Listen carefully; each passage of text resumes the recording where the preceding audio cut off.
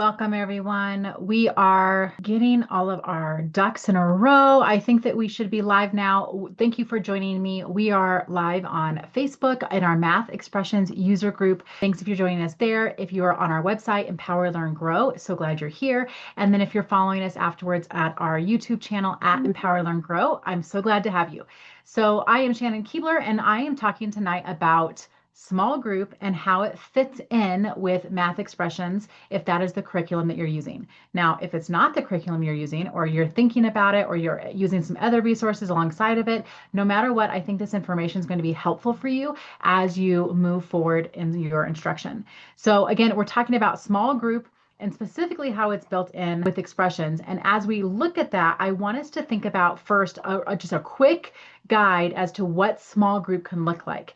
And this is important because some of us only know what we've been shown or what we've endured ourselves in our own classrooms, like when we were kids, or what we saw a cooperating teacher do. So oftentimes we're told, I need you to do small group. And we think very narrow in terms of there's one way to do it. And it's with a teacher at a small group table and everyone sitting around that kidney table. It's a 6 to 8 students. And the teacher is now rotating kids through that group for her, the group that she's doing, while other kids are working independently, whether that's in stations or at their own desks. Okay, that's only one way that small group can happen. So I want you to consider that when we say doing small group, we mean collaborative conversation with other students that is also, so in this case, you can see you actually have this group of first graders here on the left-hand side in a small group. They're putting their fists in the middle because they're showing that they have worked on the problem. They've collaboratively come up with an answer and they're ready for the teacher to call on a group to share. Okay, so the teacher is facilitating questions, but she's having small groups work on answers together. She has a consensus process set up where students know they have to come to a consensus and agree. She has norms and protocols for the groups and how they work together. This is very closely aligned if you're doing things like Kagan structures in your classroom, numbered heads. Some of those strategies work really well. That's one way to do small group, where the teacher's not necessarily sitting with one group of students, but she's just facilitating the group of small groups. On the right, you can see that that's even another example. So you can see that that is me on the far right. I'm working with groups. So each table group here is working. They're working on a collaborative problem I've given everyone in the room. And then I'm the one that's navigating to group by group as I'm helping to do some individual teaching. I go to one group and I might scaffold and say, I want to change your number. I'd rather you do this number instead of maybe a larger number because this group needs to have a scaffold to access. I'm able to do that and offer some differentiation or scaffolding as I go from group to group and offer some facilitation. Another way that we can do small group is example here. We have kids on the floor. So remember that for me, small group is anything other than everybody. So if I have everybody and they're just answering one and done or in partners, I'm not considering that small group. But if they're working in small collaborative groups in the classroom, or they're like here, I have some students on the carpet with me and we are teaching that group of students, maybe it's half the class. And we're doing some more collaborative group on the carpet. I'm watching them work. I'm offering some feedback. I'm being responsive to what they're doing. That small group, I'm on the carpet with them. Meanwhile, the other half of the class might be at their desks working independently. Or you can see on the far right another example of that. I have some students on the carpet with me while I'm doing some small group teaching at the front. Everyone else is working independently again at their seat. These are just a couple of the ways that students can be working in small group. Now, can it also be where the teacher is sitting with like at a small group table, kidney table, and kids are coming to her and kids are literally rotating during that class period or that small group time, and the teacher will see every group in that way? That's another type of option, like a guided math type of situation. So let's think about this a little bit more flexibly about what small group really means or can mean, because oftentimes we're told to do small group because we are under the thought process, the only way for us to differentiate is if we're in small group, but it doesn't necessarily mean rotation station. Okay. And I also don't think it's the only way to differentiate, but is it successful at that? Oftentimes it very much can be. So where is it at in math expressions? So first of all, it is built in multiple ways. The first way is through the mastery learning loop. And it's not called out explicitly in the teacher's guide in terms of saying mastery learning loop, but that is what it's called. And it was how it was developed in the children's math world, which is Dr. Karen Fuson, the author of Expressions, the research project that was the original math expressions. And the way that it's designed is you have a unit, and your unit is broken down into big ideas. So big idea 1, lesson, lesson, lesson, lesson. Then you have a quick quiz, then big idea 2, then lesson, lesson, lesson, lesson. After every big idea, when you give the quick quiz, the intention was the very next day is a stop and reteach day. It is intended to be a small group day where you have quick quiz data now to determine what big concepts from that chunk of learning weren't mastered yet that need additional time and intensity. So the idea is that you work through your big idea and then you stop and you have one day where you don't keep teaching, you reinforce, or what we call double dose, that big idea and that chunk of learning. That is a great day to be in small group in any of those formats, whether you're going over review questions and you're doing a review more in whole group and individual groups are working on those collaboratively, or you're doing half the class with you and half the class independently, or you're rotating small groups through you based on need. You've now sorted that quick quiz data and you say this group of kids need this concept and this group of kids made this type of error. And now you're pulling kids to you or you to them based on some of those specific responsive small group needs. That's one place. The other place is actually in your individual activities, or what we call procedural fluency days. I'm going to show you some icons about what that looks like, but that is built in. So let me tell you what it's not. It's not designed to be a small group win day in terms of, a small group guided math situation. Okay, so Expressions was not designed around that. I know that that is an instructional framework where the teacher might do a mini lesson for between 10 and 15 minutes. And then that's all they do in whole group instruction. And then everyone goes to small group from there. Some kids are working more at independent stations and other kids are with that teacher. But the idea being that the teacher would rotate through all the students in the remaining part of that class period. That isn't assuming that all of the instruction could be met in that 15-minute kind of sit and get situation, right? There's not a lot of exploring. There's not a lot of trial and error. There's not a lot of rough draft thinking. It is very much more direct and explicit. This is what we're doing. This is how we're doing it. When you do guided math scenario, and then when kids are with you, then you are having them practice and you're guiding them through some additional practice. That's really not how Expressions was designed. Now, that guided math process could work on your big idea reteach days. It could work on these procedural fluency days where you've built a concept over time. You've had a few days to really explore, think about the different methods, build sense making, math drawings, math explaining, a lot of hands-on tools and drawings with a lot of math talk. And now you're at a place in the teacher's guide where it actually says practice. Like the intention is that students now apply and they get a lot of time to build procedural fluency. That is a really good day for a guided math model because I only need 10 or 15 minutes in a direct, explicit, small group mini lesson where I say, this is what we're doing today. I want to remind you about a few things because it's more of remind you about a few things than it is, let me teach you to this for the very first time, right? That model works really well on those days.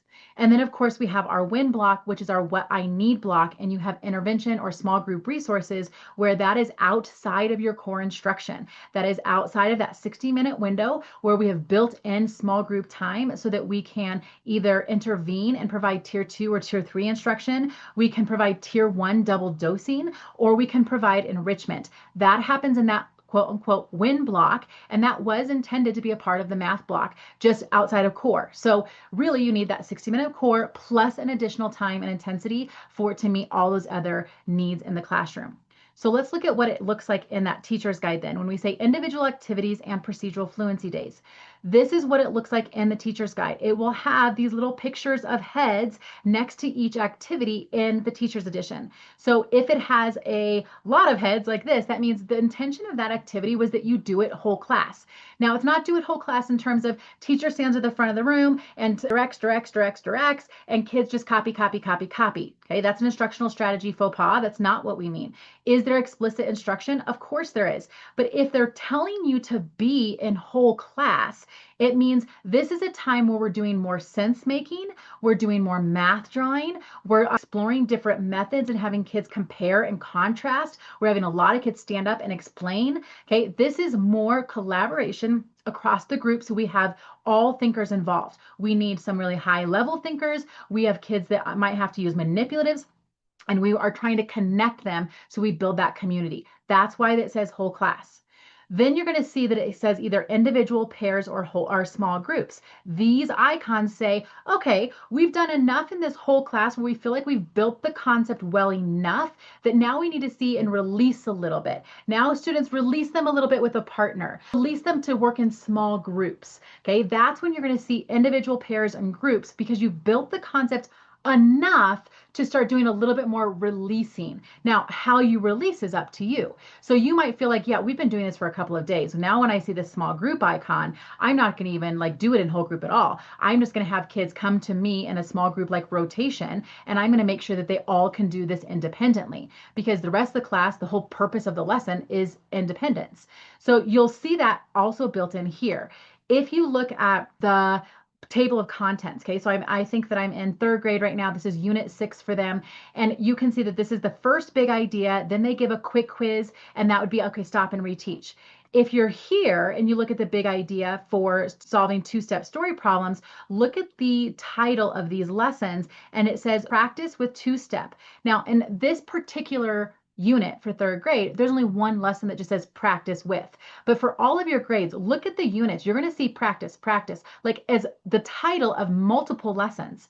Those practice days are what we call procedural fluency days. That means we're not doing a lot of instructing. There might be a lot more math talk, kids explaining their thinking, comparing and contrasting, but it also could be, let's just do these problems in small group, because I need to check in and make sure that kids are getting the support with where they need. That's a procedural fluency day. So is it built in to expressions? Of course it is. It's built in during the regular lessons. Even these lessons have that little icon of small group, but it's more catch and release, less rotation station. When I'm looking at reteach days, that feels like it's more of like a rotation station. When I'm looking at practicing, that could be more of a guided math rotation station type. So you decide how you're going to run those small groups.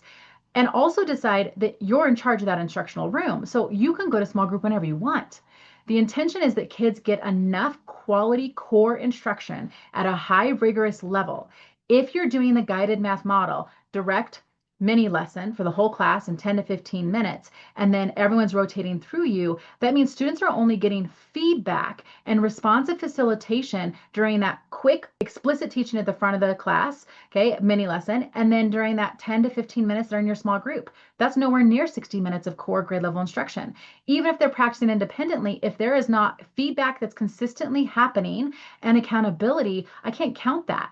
Okay, because I'm not able to give them responsive, immediate feedback. So unless they're in full independent mode, right? But if they're at the instructional level, I'm probably not going to be doing that model very often, because I need to be really in with students to make sure that we're not practicing incorrectly or having misconceptions. You also have then in expressions those intervention on level and above level cards. So it depends on which copyright you're in as to how this page looks. Some of you have a purple page, some of you have an orange page, and then the cards look a little different depending on their copyright.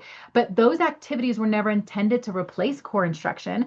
Those were the activities that were built in for your reteach days, or for your win time when you're doing a double dosing, or you have a tier 2, tier 3 time outside of core instruction.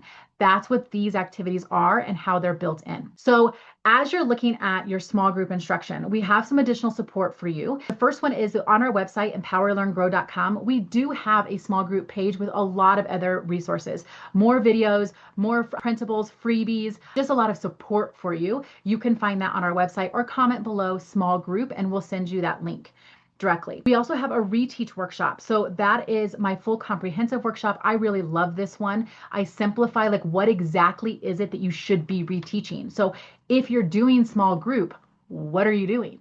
And how are you making sure it is the most effective use of your time and your students' time? How do you decide what is the most important? It feels like they don't know anything. It feels like they need to be retaught everything. What are you providing? And then how are you doing scaffolding for that core instruction? I'm going to teach you that in that workshop. So if you're interested in that, just comment reteach. We also have a small group starter pack. This is more if you're choosing to do that. Some kids are with me, some kids are at that station, some kids are at that station, and you want to organize it during your win time on a reteach day. We have that small group starter pack. Just say starter, and you're going to get some slides and some other resources to help you organize that logistically. Now, if you are in the Math Genius Squad, just as a friendly reminder, you already have most of these materials. So remember under lesson materials, this icon for every unit, Math Genius Squad members, don't forget that you have, tells you when to do your reteach days. I call it out for you in your scope and sequence and say, this is when you're stopping and you're doing your reteach. In addition to that, you have your above and beyond section where I already give you all the intervention tools aligned to expressions. I give you small group stations and enrichment. So for your intervention, you have a full roadmap aligned to expressions. For your small group stations, I am giving you 5 stations, 2 to 3 activities per station that you can have for those win time when you do want like a station rotation. This is not for core instruction, but this is when you need to pull small groups and you need everyone else to be doing something independently. Okay, now some teachers use those small group activities with their small groups. That's also an option. And then you have so all the small group stuff you can see here for all your kids. You have enrichment activities as well that you can have some kids working on or you're facilitating for those times where you're also running your intervention small groups. So don't forget that we have all of that support for our Math Genius Squad members. If you want more information about the squad, just say squad. Otherwise, for everyone else, here's what you have. Comment small group and we'll get you that free website page with lots of other resources. Comment reteach and I'll get you the workshop, or if you'll comment starter and we have a whole group pack for that. So friends, let me know what you might need and how I might support you. For those of you who don't know me, I'm Shannon Kiebler. I'm the moderator of our Math Expressions Facebook group. I've planned or taught every lesson kindergarten through 6th grade. I'm so glad you joined me here tonight. I am the creator of the Math Genius Squad, a companion to Math Expressions, and I am more than happy to help you understand small group. Maybe you just don't feel like you have the skill set for it. Okay, reach out. I'm happy to help you in any way that looks like, whether it's a school training with your staff or just individually, I'll point you to the right workshops. All right, friends, so glad to have you today. Thanks again for joining us. We will see you online next week. Happy Math Crush Monday, and we'll see you online. Bye for now.